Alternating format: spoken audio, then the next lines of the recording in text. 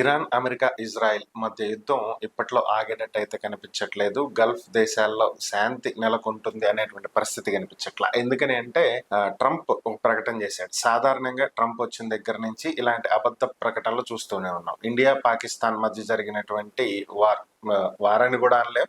Simple గా చెప్పాలంటే India one sided గా పాకిస్తాన్ ని ఆడుకుందని చెప్పాలి. సో అయితే ఆ పరిస్థితుల్లో కూడా మేమే పాకిస్తాన్ కి ఇండియాకి మధ్యలో మాట్లాడి శాంతి ఒప్పందం చేశాము, కాల్పుల విరమణకు మేమే కారణం అంటూ ప్రకటించుకున్న ట్రంప్. ఇది అందరికీ తెలిసింది. ఇప్పుడు కూడా అదే పరిస్థితి. ఇరాన్తో చర్చలు కొలిక్కొచ్చేసినాయి. ఇరాన్ అన్నిటికీ అంగీకరించేసింది. సో ఇక్కడ నుంచి అంతా స్మూత్ గా సెట్ అయిపోతుంది, హర్ముజ్ జలసంధిని ఓపెన్ చేసేస్తున్నాము, అంతా జరిగిపోతుందని చెప్పుకొచ్చాడు. దీనికి ఇరాన్ వెంటనే స్పందించడం జరిగింది. అలాంటిది ఏమీ జరగలేదు. ప్రస్తుతం కొన్నిటికి ఆమోదం తెలిపిన మాట అయితే వాస్తవమే కానీ చర్చలు సఫలీకృతం కాలేదు. ఇంకా చర్చించాల్సినవి ఉన్నాయి. ఇరాన్ సుప్రీం లీడర్ మొస్తాబిక్ ఖమేని దీనికి అప్రూవల్ ఇవ్వాలి. సో ఇంకా చాలా కథ ఉంది. ఇంకా అప్పుడే అవ్వలేదు. ఇంకా ఒప్పందం చేయాల్సినవి చాలా ఉన్నాయి. ఇవన్నీ అయిన తర్వాత విషయాలు అవన్నీ.